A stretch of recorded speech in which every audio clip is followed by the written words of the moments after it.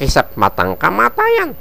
Ngayon, mayroong isang nagsabi, at ang sabi ganito ha. Ayan ha.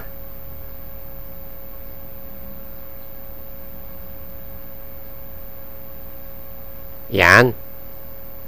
Ang sabi ng nag-react sa rapture, paano mapapalitan ng maluwalhating katawan kung hindi tatapusin ang buhay noong lupang katawan na papalitan? At kung natapos ang buhay noong lupang katawan na pinilitan ng maluwalhating katawan, namatay o hindi? Kahit isang kisap mata lang mangyari yan, namatay pa rin. Kaya lahat ng tao ay mamamatay. Kaya dyan lumabas yung term na kisap-matang kamatayan sa pag-uusap ng mga anti-kisap at mga pro-kisap. Tapos in support of that belief, nag-cite pa yung isang pro-kisap ng talata. Ganito, 9:27 ng Hebreo. Bratan? At kung paanong itinakda sa mga tao ang mamatay na minsan, at pagkatapos ito ay ang paghuhukom. Tapos kinontra naman yan nung isang anti-kisap. Yan.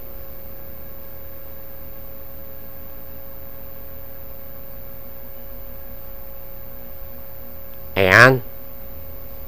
To sum it up, may isang panig na pabor sa kisap-matang kamatayan o pro-kisap, at may isang panig na laban sa konsepto ng kisap-matang kamatayan o anti-kisap.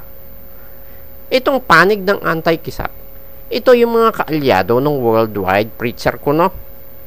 Yung panig ng pro-kisap, nagsasabing ang lahat ng tao makakaranas ng kamatayan dahil bukod doon sa mga dati nang namatay, yung mga dadat ng buhay na may katawang lupa, papatayin yung katawang lupa na yon para mapalitan ng maluwalhating katawan. At ang supporting verse na ginamit ng mga pro-kisap ayun yung 9:27 ng Hebreo, na itinakda sa mga tao ang mamatay na minsan, pagkatapos nito ay ang paghuhukom. Basahin nga ulit natin 9:27 ng Hebrews. And as it is appointed unto men once to die, but after this the judgment. At kung paanong itinakda sa mga tao ang mamatay na minsan, at pagkatapos ito ay ang paghuhukom. Ang tanong, parang nga ba sa lahat ng tao ito? Ang sagot, hindi ito para sa lahat ng tao. In what aspect? Sa aspetong itinakda sa mga tao ang mamatay na minsan. Merong few exceptions dito. Bakit? Dahil may mga tao hindi lang isang beses namatay. Basahin natin ng ilan, ha? Tingnan muna natin ang mga namatay sa Biblia at muling binuhay physically. Pagbuhay ni Kristo sa binata, Luke 7:13-15. Brad Dan? At pagkakita sa kanya ng Panginoon, siya'y kinahabagan niya at sinabi sa kanya, "Huwag kang tumangis." At siya'y lumapit at hinipo ang kabao, at ang nangagdala ay tumigil at sinabi niya, "Binata, sinasabi ko sa iyo, magbangon ka." At naupo ang patay at nagpagsimulang magsalita, at siya'y ibinigay niya sa kanyang ina. Ang pagbuhay ni Kristo sa dalaga, Matthew 9:24-25. Brad Dan? Ay sinabi niya, "Magparaan kayo, sapagkat hindi patay ang dalaga kundi natutulog." At tiniwanan nila siya na nililibak. Tatapwat ng mapalabas na ang mga tao ay pumasok siya, at tinangnan niya siya sa kamay at nagbangon ng dalaga. Ang pagbuhay ni Kristo sa mga banal, Matthew 27:51-53. Brad Dan? At narito, ang tabing ng templo ay nahapak na nagkadalawa buhat sa itaas hanggang sa ibaba, at nayanig ang lupa, at nangabaak ang mga bato, at nangabuksan ang mga libingan, at maraming katawan ng mga banal na nakatulog ay nangagbangon. At paglabas sa mga libingan, pagkatapos na siya'y mabuhay na maguli, ay nagsipasok sila sa bayang banal at nangapakita sa marami. Ang pagbuhay ni Kristo kay Lazaro, 1:11, 43 to 44. At nang masabi niya ang gayon, ay sumigaw siya ng malakas na tinig, "Lazaro, lumabas ka!" Siya na patay ay lumabas, na natatalian ng mga kamay at mga paa ng mga kayong panglibing, at ang kanyang mukha ay nababalot ng isang panyo. Sinabi sa kanila ni Jesus, "Siya'y inyong kalagan, at bayaan niyo siyang yumaon." Ang pagbuhay ni Pablo kay Eutico, Gawa 20:9 hanggang 10. Rantan? At may nakaupo sa durong awan na isang binatang nangangalang Eutico, na mahimbing sa pagtulog, at samantalang si Pablo ay nangangaral ng mahaba, palibhasa ay natutulog, ay nahulog buhat sa 3 grado, at siya'y binuhat na patay. At nanaog si Pablo at dumapa sa ibabaw niya, at siya'y niyakap na sinabi, "Huwag kayong magkagulo, sapagkat nasa kanya ang kanyang buhay."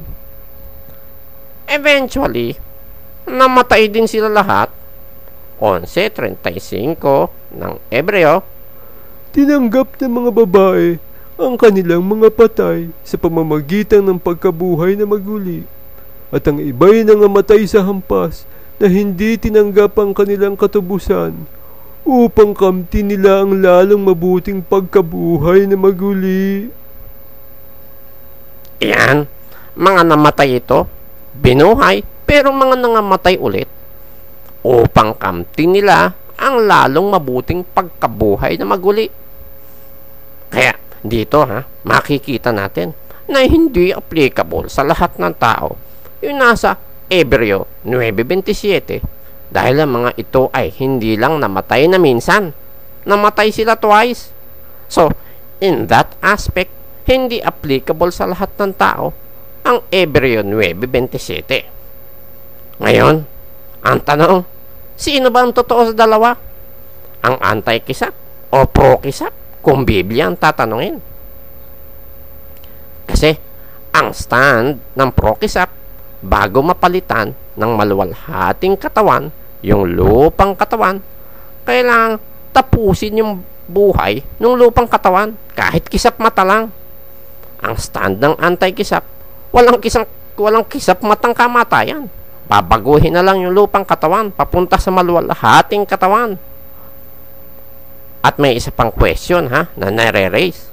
Yung mga patay na bubuhayin sa rapture, bakit kailangan ibalik pa yung katawang panlupa kung babaguhin din naman to glorified bodies? Bakit hindi na lang pag binuhay, diretso na agad sa glorified body? Kasi lalabas parang double dead. Binuhay muna sa katawang panlupa, tapos papatayin din naman pala para maging glorified body. Yan ang mga questions na kailangan nating i-address. Pero bago yan may babasahin muna tayo sa Ezekiel. Sa Ezekiel 37:4 hanggang 6. Radan? Muling sinabi niya sa akin, "Manghula ka sa mga butong ito, at sabihin mo sa kanila, O kayong mga tuyong buto, inyong pakinggan ang salita ng Panginoon. Ganito ang sabi ng Panginoon Diyos sa mga butong ito, Narito, aking papapasukin ang hinga sa inyo, at kayo'y mga bubuhay. At lalagyan ko kayo ng mga litid, at babalutin ko kayo ng laman, at tatakpan ko kayo ng balat, at lalagyan ko kayo ng hininga, at kayo'y mga bubuhay, at inyong malalaman na ako ang Panginoon." Yan ang sabi ng Diyos kay Propeta Ezekiel. Inutusan siya ng Diyos na manghula sa mga tuyong buto, na makinig sa salita ng Panginoon. Papapasukin ng hininga sa kanila at mga bubuhay. Lalagyan ng litid, babalutin ng laman, tatakpan ng balat, at lalagyan ng hininga at mabubuhay. Sa hulang ito sa Ezekiel, sino ba yung mga butong tinutukoy dito? Basahin din natin 37:11 ng Ezekiel. Radan? Na magkagayoy, sinabi niya sa akin, "Anak ng tao, ang mga butong ito ay ang buong sangbahayan ni Israel. Narito, kanilang sinasabi, ang ating mga buto ay natuyo at ang ating pag-asa ay nawala. Tayo'y lubos na nahiwalay." Ayon, yun palang mga tuyong buto na tinutukoy dito sa Ezekiel ay ang buong sangbahayan ni Israel.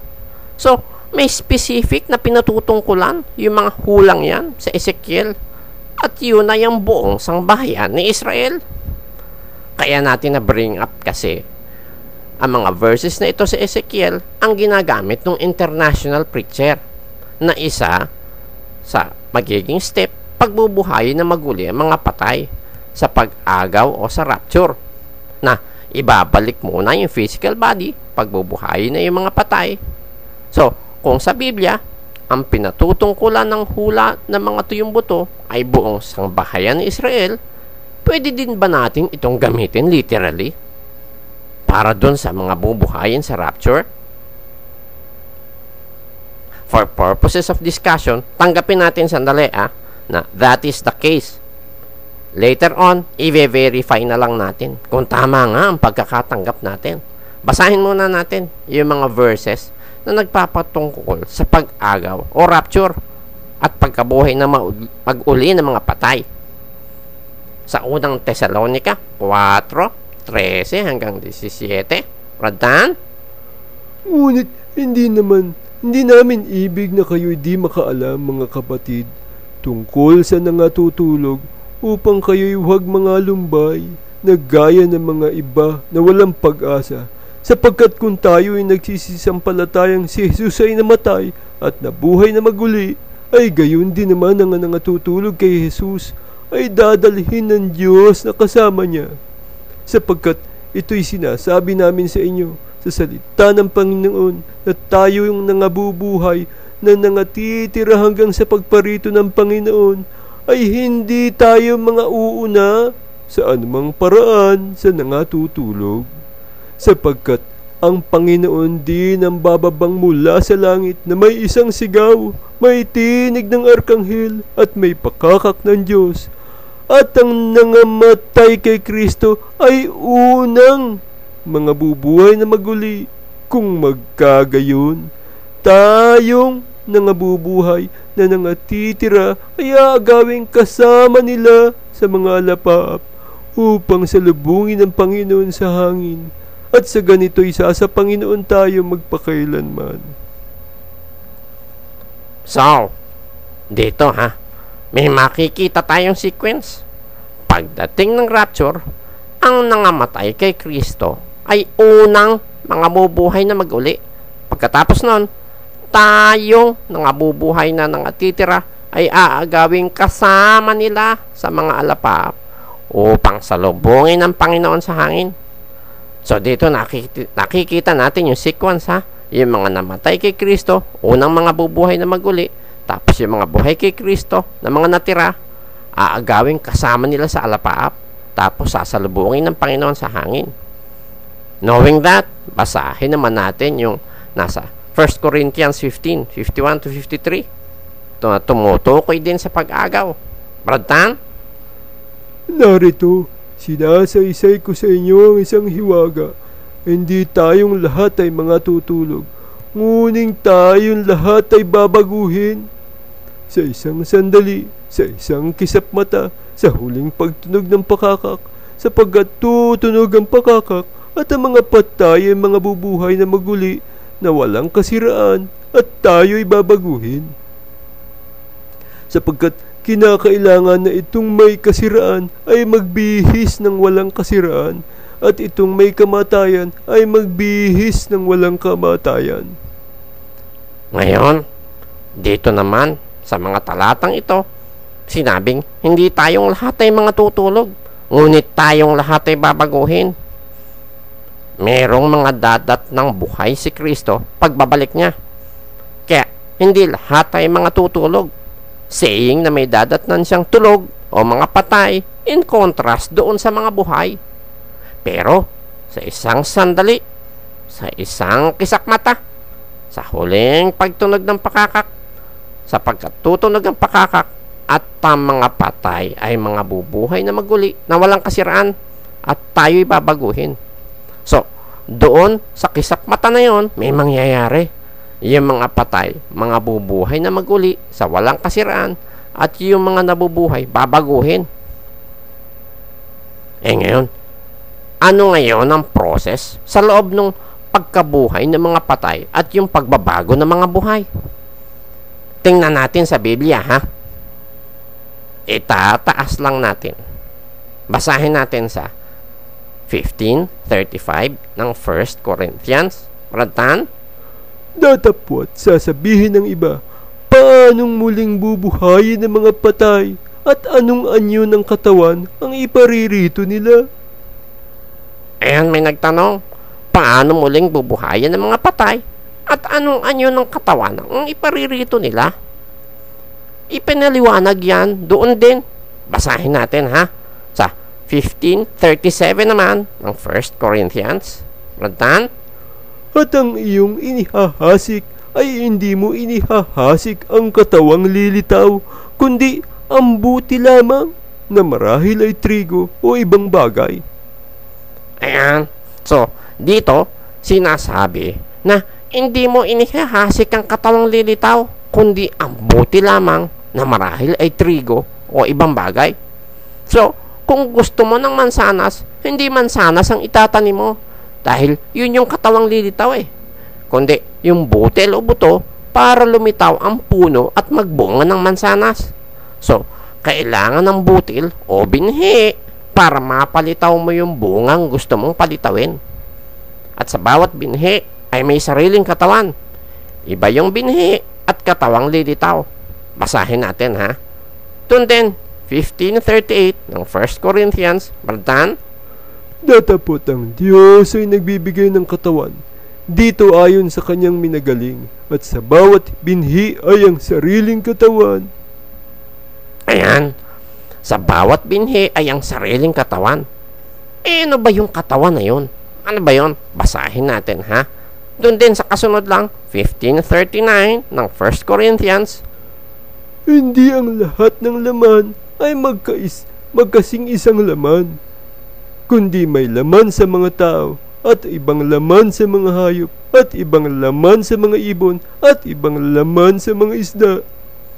Ayan. Hindi pala lahat ng laman magkasing laman. May laman sa tao, sa hayop, sa mga ibon, at sa mga isda. Ano pa ba yung ibang mga laman o katawan? Basahin natin, ha? Sa kasunod na naman, 40:41 ng 1 Corinthians. Mayroon namang mga katawang ukol sa langit at mga katawang ukol sa lupa. Datapwat, iba ang kaluwalhatian ng ukol sa langit at iba ang ukol sa lupa. Iba ang kaluwalhatian ng araw at iba ang kaluwalhatian ng buwan at iba ang kaluwalhatian ng mga bituin, sapagkat ang isang bituin ay naiiba sa ibang bituin sa kaluwalhatian.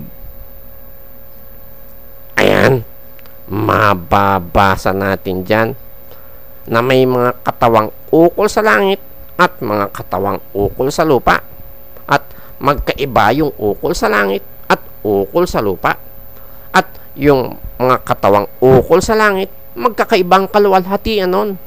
Iba yung sa araw, iba yung sa buwan, iba yung sa mga bituin, sapagkat ang isang bituin ay naiiba sa ibang bituin sa kaluwalhatian. After i-enumerate ng Biblia yung iba't ibang katawan, inirelate na ulit yun sa pagkabuhay ng mga patay. Basahin natin, ha? Kasunod na naman, 42 to 44 ng 1 Corinthians. 1 Corinthians 15. Gayon din naman, ang pagkabuhay na maguli ng mga patay, itinatanim na may kasiraan, binubuhay na maguli na walang kasiraan. Itinatanim na may pagkasiphayo, binubuhay na maguli na may kaluwalhatian. Itinatanim na may kahinaan, binubuhay na maguli na may kapangyarihan. Itinatanim na may katawang ukol sa lupa, binubuhay na maguli na katawang ukol sa espiritu. Kung may katawang ukol sa lupa, ay may katawang ukol sa espiritu naman.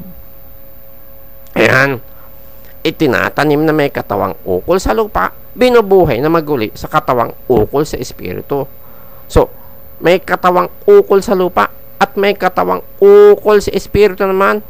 So, para mailabas mo yung bunga o yung katawang lilitaw o katawang ukol sa espiritu, kailangan mo ng binhi o yung katawang ukol sa lupa. Yun yung process na ipinapakita ng Biblia. Ayan tanong, para mailabas o mabuhay yung katawang lilitaw o yung katawang ukol sa espiritu, ano ang dapat mangyari doon sa binhi o katawang ukol sa lupa? Basahin natin ha.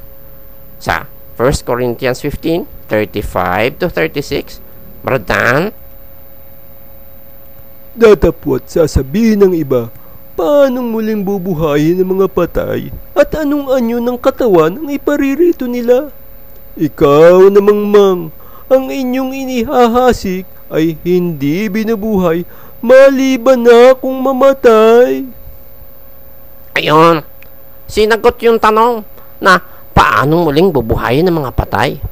Yung palang inihahasik na binhi o yung katawang ukol sa lupa ay hindi binubuhay maliban na kung mamatay. So, yung physical bodies ng mga patay na bubuhayin, kailangang mamatay muna bago buhayin na katawang ukol sa espiritu. Eh bakit? Consistent yan sa principle ng Biblia na sa 15:50 ng 1 Corinthians.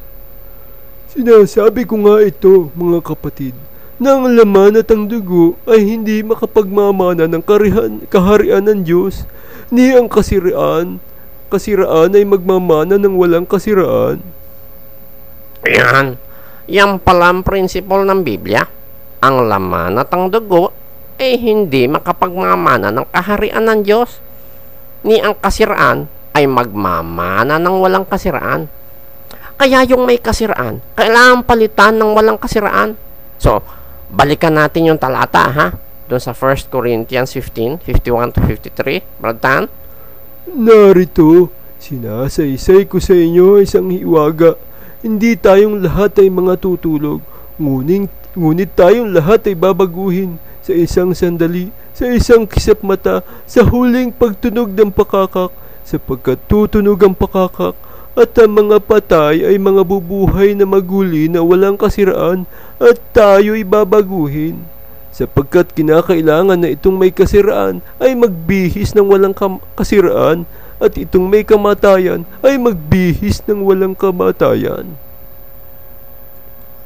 So, nung binanggit ni Pablo nang ang mga patay ay mga bubuhay na maguli na walang kasiraan, may process na nakapaloob sa mga patay na mga bubuhay na maguli na walang kasiraan. Anong process? Kailangan yung binhi o yung katawang ukol sa lupa ay mamatay para mailabas yung katawang ukol sa espiritu. At yung mga babaguhin na buhay will undergo the same process. Na yung katawang ukol sa lupa o binhi ay kailangang mamatay muna para mailabas yung katawang ukol sa espiritu. Dahil kailangan baguhin na walang kasiraan para makapagmana ng kaharian ng Diyos. Dahil ang may kasiraan ay hindi makapagmamana ng walang kasiraan. Ang tanong, gaano kabilis babaguhin? Ang sagot, andun din sa talata, sa isang sandali, sa isang kisap mata. At ang mga patay ay mga bubuhay na maguli na walang kasiraan at tayo'y babaguhin. Kaya may batayan sa Biblia ang kisap matang kamatayan at kabuhayan. Dahil yung binhi o katawang lupa ay kailangang mamatay para lumitaw yung katawang ukol sa espiritu sa isang kisap mata. So, valid na sabihin natin na yung nasa Ezekiel 37:4-6 hindi lang sa Israel nag-a-apply. Applicable din ang mga talatang ito sa literal na pagkabuhay na maguli ng mga patay sa rapture. Kaya, yung talatang 9:27 ng Hebreo, at kung paanong itinakda sa mga tawang mamatay na minsan at pagkatapos nito ay ang paghuhukom. Applicable ito sa lahat ng tao. In terms of what? Doon sa pagkakatawang ang tao dadaan sa kamatayan. Doon sa mga dadat ng buhay ni Kristo, kahit kisap mata lang, dadaanan nila ang kamatayan ng katawang ukol sa lupa o may kasiraan para mabuhay naman ang katawang ukol sa langit na walang kasiraan. Basahin natin ulit 35 to 36 ng 1 Corinthians chapter 15. Datapot sasabihin ng iba, paanong muling bubuhayin ng mga patay at anong anyo ng katawan ng iparirito nila? Ikaw namang mang, ang inyong inihahasik ay hindi binubuhay, maliban na akong mamatay. Ngayon, ang lingering question ito. Yung mga namatay, nabubuhayin sa rapture, namatay na naman ng katawang lupa nila. So pag binuhay sila sa mga glorified bodies, pag binuhay sila, mga glorified bodies na dapat agad. Ba't kailangan dumaan pa sa literal na pagkabuhay ng physical bodies nila? Tapos, papatayin din naman para maging glorified bodies. Parang double dead. So, hindi na dapat kailangan yung physical bodies nila para buhayin sila ulit. Kung iisipin natin, oo nga naman, bakit kailangan pang buhayin muli yung physical bodies? Kung papatayin rin lang naman para gawing glorified bodies? Ang sagot, dahil kailangan ng binhi para mapalitaw ang katawang ililitaw o katawang ukol sa espiritu. Kailangan yung binhi o katawang ukol sa lupa. Basahin ulit natin 15:37 ng 1 Corinthians.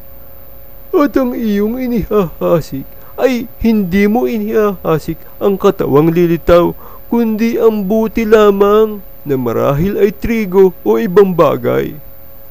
Ayan, yung mismong physical body na bubuhayin ang ita-transform para maging glorified body. Basahin ulit natin sa 15:42 ng 1 Corinthians.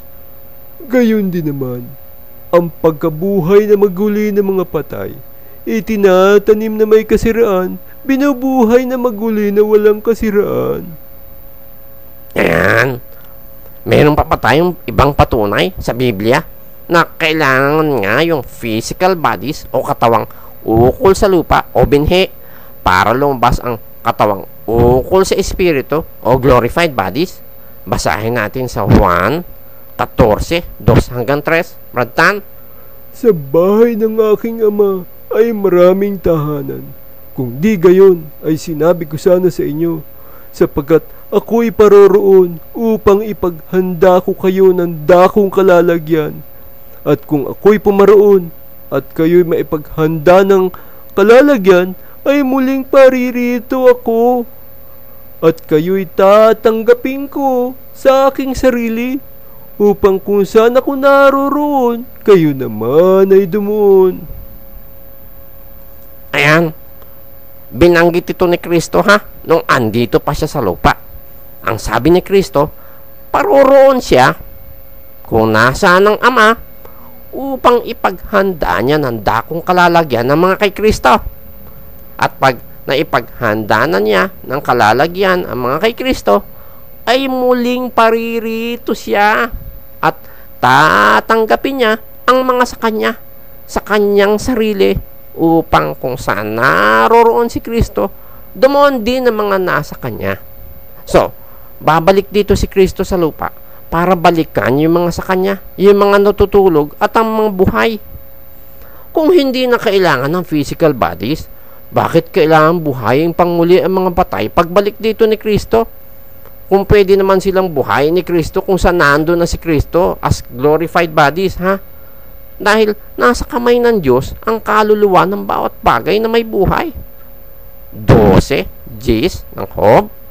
Nasa kamay niya ang kaluluwa ng bawat bagay na may buhay at ang hininga ng lahat ng mga tao.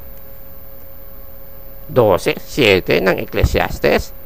At ang alabok ay mauuwi sa lupa gaya ng una, at ang diwa ay mababalik sa Diyos na nagbigay sa kanya.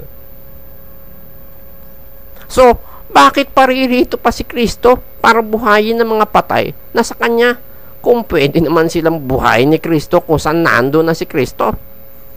Dahil kinakailangang pumarito ni Kristo sa lupa para mabuhay muli ang katawang ukol sa lupa ng mga patay, para mapalitaw ang katawang ukol sa Espiritu. Otherwise, doon na lang sila binuhay ni Kristo. Kung saan nando na si Kristo as glorified bodies, kung hindi na rin pala kailangan ng physical bodies nila na naiwan dito sa lupa. Ngayon, maaari may magtanong kung ang mga sa Diyos na buhay dadaan din sa kisap-matang kamatayan para maging glorified bodies, so pwede ding sila Enoch at Elias ay dumaan sa kisap-matang kamatayan. Kaya valid pa din yung nasusulat sa unang Timoteo 6:16 na siya lamang ang walang kamatayan, na nananahan sa liwanag na di malapitan, na di nakita ng sino man tao o makikita man. Sumakanya nawa ang kapurihan at pag-aharing walang hanggan, siya nawa. So, valid pa din ng Ama ang siya lamang na walang kamatayan, dahil sina Elias at Enoch maaaring dumaan din sa kisap-matang kamatayan.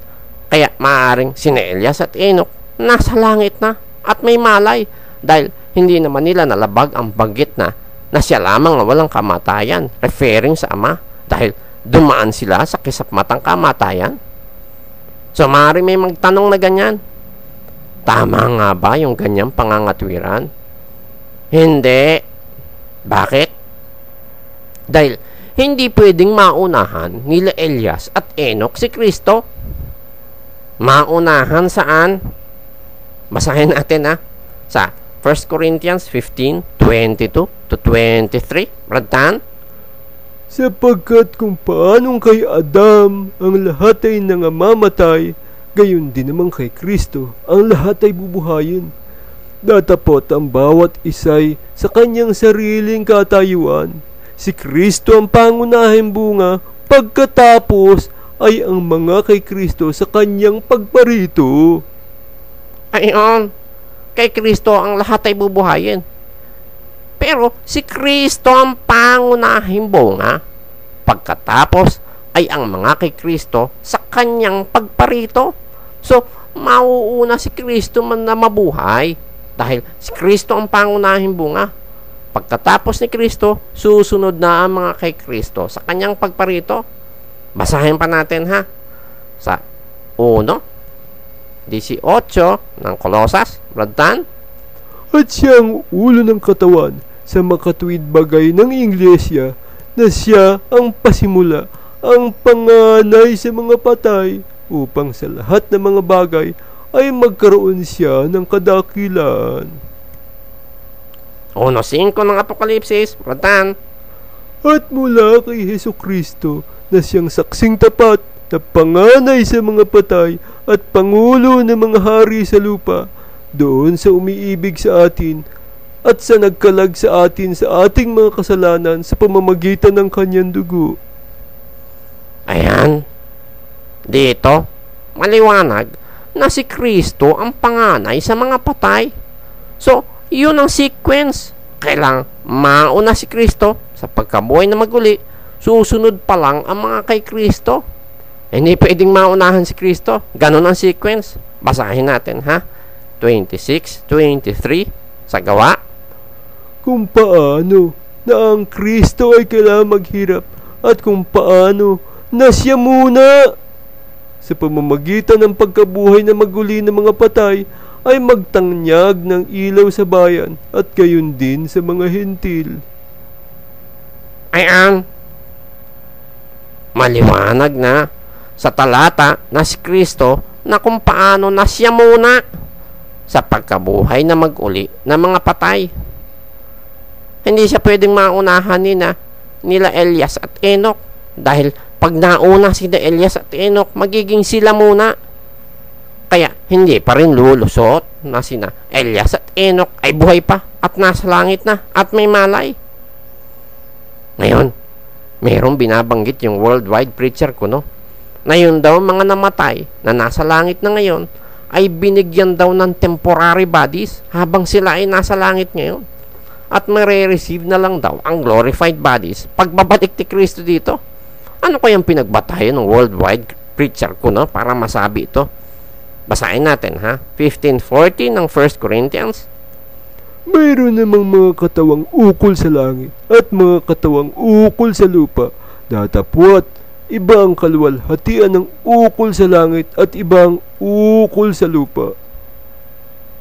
Ayan, yung banggit dito na may mga katawang ukol sa langit, ang maaaring naging basis ng worldwide preacher ko, no, para masabing may mga temporary bodies na ibinigay sa mga sa Diyos na namatay na nasa langit na ngayon at may malay. Ano nga ba yung tinutukoy sa talata na mga katawang ukol sa langit? Ipagpatuloy lang natin ulit, ha, sa 15:41 ng 1 Corinthians. Iba ang kaluwalhatian ng araw, at iba ang kaluwalhatian ng buwan, at iba ang kaluwalhatian ng mga bituin, sapagkat ang isang bituin ay naiiba sa ibang bituin sa kaluwalhatian. Ayan, ang tinutukoy pala doon ng mga katawang ukol sa langit ay ang sa araw, buwan, at mga iba-ibang bituin. Mga celestial bodies pala ang tinutukoy dito. Hindi ibig sabihin ng mga katawang ukol sa espiritu ito na may iba-ibang klase. Basahin natin, ha, sa King James Version 40-41 ng 1 Corinthians 15. Dan, There are also celestial bodies and bodies terrestrial, but the glory of the celestial is one, and the glory of the terrestrial is another. There is one glory of the sun, and another glory of the moon, and another glory of the stars. For one star differeth from another star in glory. ngayon, kung ang tinutukoy sa mga talatang yan ay ang sun, moon, and stars o celestial bodies na may iba-ibang uri ba ng glorified bodies o katawang ukol sa langit na inihanda ng Diyos para sa mga sa Diyos? Ang sagot, wala. Isang uri lang ng katawang ukol sa langit ang inihanda ng Diyos para sa mga sa Kanya. Basahin natin, ha, 15:44 ng 1 Corinthians. Bratan, Itinatanim na may katawang ukol sa lupa, binubuhay na mag-uli na katawang ukol sa espiritu. Kung may katawang ukol sa lupa, ay may katawang ukol sa espiritu naman. ayan, may katawang ukol sa lupa. Ito yung katawang ginagamit ng mga buhay dito sa lupa ngayon. At may katawang ukol sa espiritu naman. May katawang ukol sa espiritu, hindi mga katawang ukol sa espiritu, ha? Isa lang yon. Anong klaseng katawan? Basahin natin, ha, sa Filipos 3:20 hanggang 21. Bratan, Sapagkat ang ating pagkamamamayan ay nasa langit. Mula doon ay hinihintay naman natin ng tagapagligtas, ang Panginoong Hesukristo, na siyang magbabago ng katawan ng ating pagkamababa upang maging katulad ng katawan ng kaniyang kaluwalhatian, ayon sa paggawa na may ipagpapasuko niya sa lahat ng mga bagay sa kanya. ayon, yung palang katawan na inihanda ng Diyos para sa mga sa Kanya ay katulad ng katawan ng Kanyang kaluwalhatian. Isang klaseng glorified body lang yon. At yun ay yung katulad nung kay Kristo. Hindi iba-iba. Walang temporary body na nasa langit na ngayon. At kung ating mapapansin, hindi pa ito nangyayari, ha? Ang banggit, hinihintay naman natin ang tagapagligtas, ang Panginoong Hesukristo, na siyang magbabago ng katawan ng ating pagkamababa upang maging katulad ng katawan ng Kanyang kaluwalhatian, ayon sa paggawa na may pagpapasuko niya sa lahat ng mga bagay sa Kanya. So, mangyayari pa lang ito, hindi pa ito nangyayari. Ngayon ang tanong, ano naman ang mangyayari pag ang mga bubuhayin, pagka ang mga bubuhayin na ay ang mga masasama, pag binuhay bang ang mga masasama, glorified body din ba ang ibibigay sa kanila? Dahil kailangang maparusahan sila sa dagat-dagatang apoy. Dahil kung physical body ang gagamitin, mamamatay agad sila at hindi mapaparusahan sa dagat-dagatang apoy. Dahil ang glorified body, walang kamatayan. Ang sagot, hindi glorified body ang ibibigay sa mga masasama pag binuhay silang muli. Dahil ang glorified body, larawang ukol sa langit. 15:49 ng 1 Corinthians. At kung paanong tinaglay natin ang larawang ukol sa lupa, ay tataglayin din naman natin ang larawang ukol sa langit. Ayon, yung glorified body, yun yung larawang ukol sa langit. Panglangit lang yun, hindi pang impyerno. So, it begs the question.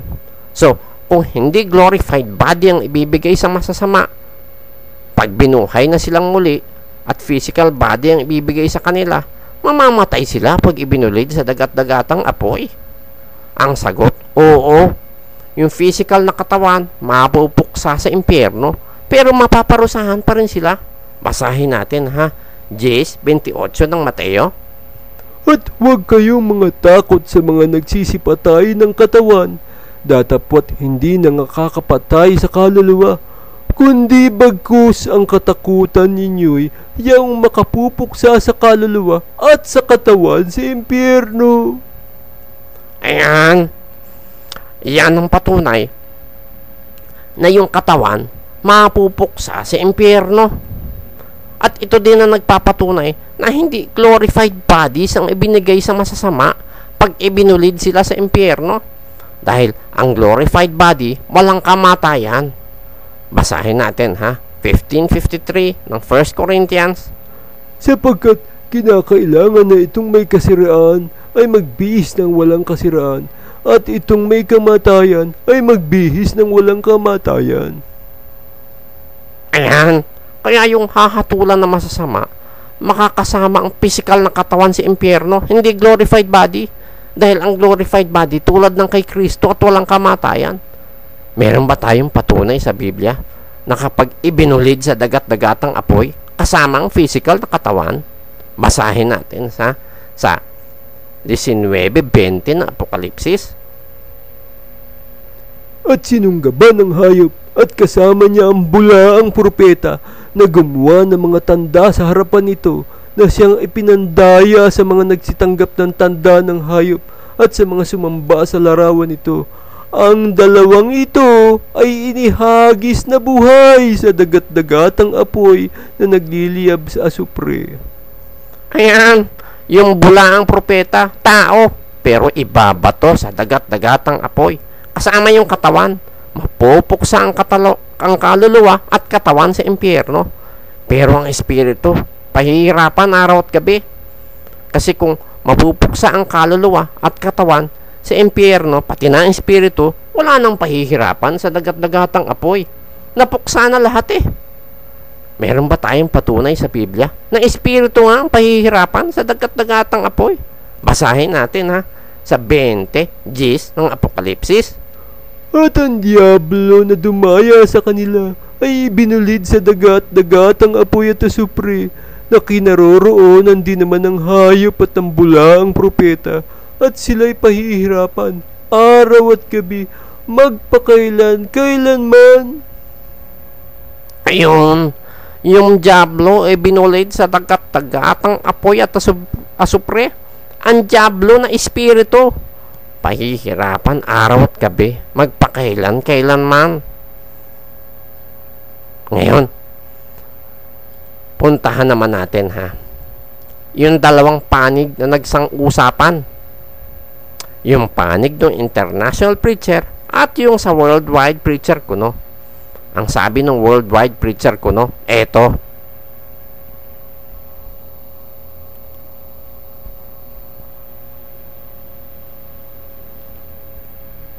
Ang sabi ng worldwide preacher ko, no? Pag binigyan ng buhay, nilalang ng Diyos gaya ng tao at hayop. Ang sagot naman ng alagad ng international preacher, I beg to disagree. Hindi lahat ng binigyan ng buhay ay papasok sa kategorya ng nilalang. Ito sumunod na sagutan nila ha. Ito.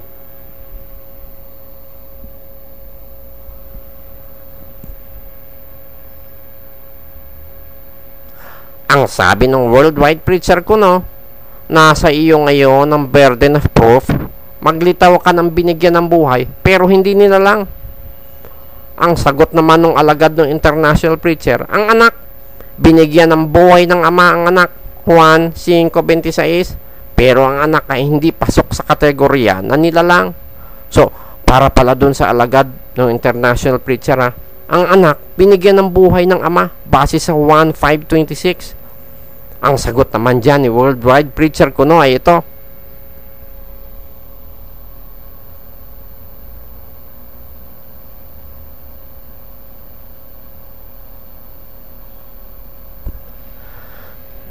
Yan ang sabi ng worldwide preacher kuno, na dun daw sa Juan 5:26, ang mas maayos daw na salin ay ang ama ay may kapangyarihang magbigay buhay at ang anak ay binigyan niya ng kapangyarihang magbigay buhay. Basahin nga na ulit natin, sa Juan 5:26. Sapagkat kung paano ang ama ay may buhay sa kanyang sarili, ay gayon din namang pinagkalooban niya ang anak na magkaroon ng buhay sa kanyang sarili. So, ang sabi ng alagad ng international preacher, binigyan ng buhay ng ama ang anak. Sabi naman ng worldwide preacher kuno, ang ibig daw sabihin niyan ay ang anak binigyan ng kapangyarihan ng ama na magbigay buhay. Ano nga ba ang ibig sabihin ng Juan 5:26? Kung tatanungin natin, ang ama ba pinagkalooban ng anak na magkaroon ng buhay ayon sa Biblia? Ang sagot, hindi. Kasi ang mababasa ba natin sa Biblia, ang ama pinagkalooban niya ang anak na magkaroon ng buhay? Period. Ang mababasa natin sa talata, ganito. Gayon din namang pinagkalooban niya ang anak na magkaroon ng buhay sa kanyang sarili. So, mayroong kasunod yun, buhay sa kanyang sarili. Ano ba ibig sabihin nung sinabi yan sa Biblia? Basahin muna natin ito, 5:5 ng Hebreo. Brad Tan. Gayon din si Kristo man ay hindi nagmapuri sa kanyang sarili upang maging dakilang saserdote, kundi yaong sa kanya ay nagsabi, Ikaw ay aking anak, ikaw ay aking naging anak ngayon. Ayan. So, dito sa talatang ito, makikita natin na ang sabi ng ama sa anak, ikaw ay aking anak, ikaw ay aking naging anak ngayon. So, si Kristo naging anak ng ama. Ang tanong, ano naging process para nasabing si Kristo naging anak ng ama? Basahin natin 1:5 ng Hebreo. Sapagkat kanino nga sa mga anghel sinabi niya kailanman, Ikaw ay aking anak, ikaw ay aking ipinanganak ngayon. At muli, ako'y magiging kanyang ama at siya'y magiging aking anak. Ayon, si Kristo ipinanganak ng ama. Kailan pinanganak? Ang sabi sa talata, ikaw ay aking ipinanganak ngayon. Kung si Kristo ipinanganak ng ama, ano implication nun? Basahin natin 8:24 ng Kawikaan. Ako'y nailabas nang wala pang mga kalaliman, nang wala pang mga bukal na sagana ng tubig. Ayan, yung palang karunungan o si Kristo nailabas o ipinanganak ng ama. Mula sa ama, nailabas o ipinanganak si Kristo. Basahin din natin 2:7 ng awit. Aking sasaysayin ang tungkol sa pasya. Sinabi ng Panginoon sa akin, Ikaw ay aking anak, sa araw na ito ay ipinanganak kita. So, may sinasabing ngayon o araw na ipinanganak ng ama si Kristo o nailabas ng ama si Kristo. Ang tanong, bago yung ngayon o yung araw na ipinanganak o nailabas si Kristo, nasaan si Kristo? Ang sagot, nasa ama. Kasi kung hindi pa siya nailalabas, nasa ama pa siya. Ngayon, basahin ulit natin ang 5:26 ng Juan sapagkat kung paano ang ama ay may buhay sa kanyang sarili, ay gayon din naman pinagkalooban niya ang anak na magkaroon ng buhay sa kanyang sarili. Ayun, yung palang sinasabing kung paanong ang ama ay may buhay sa kanyang sarili o may sarili siyang kalagayan, gayon din naman pinagkalooban niyang anak na magkaroon ng buhay sa kanyang sarili. Binigyan ng Diyos Ama si Kristo ng sarili niyang kalagayan bukod sa Ama. Kailan? Nung ipinanganak ng Ama si Kristo. Sa puntong yon, nagkaroon ng buhay sa kanyang sarili si Kristo. Take note, hindi siya pinagkalooban ng Ama ng buhay, period. Hindi ganon, ha? Ang nakasulat, pinagkalooban siya ng Ama na magkaroon ng buhay sa kanyang sarili o binigyan ng Ama si Kristo ng kanyang sariling kalagayan bukod sa Ama. Kasi kung binigyan ng Ama si Kristo ng buhay, period, lalabas mayroong pagkakataon na si Kristo walang buhay. Basahin nga natin sa Biblia kung ganun nga sa 5:2 ng Mika. Ngunit ikaw, Bethlehem Ephrata, na maliit upang lumagay sa libo-libo ng Huda, mula sa iyo ay lalabas sa akin ang isa na magpupuno sa Israel, na ang pinagbuhatan niya ay mula ng una, mula ng walang hanggan. Ayan, diyan mababasa natin na si Kristo talagang may buhay na, kasi ang pinagbuhatan niya ay mula ng una, mula ng walang hanggan. Kaya ang tamang banggit, ang anak, pinagkalooban ng Ama na magkaroon ng buhay sa kanyang sarili. Kaya si Kristo talagang katutubong may buhay, nakasama ng Ama. Pero may pagkakataon na wala siyang buhay sa kanyang sarili o sariling kalagayan nung hindi pa siya ipinapanganak ng Ama.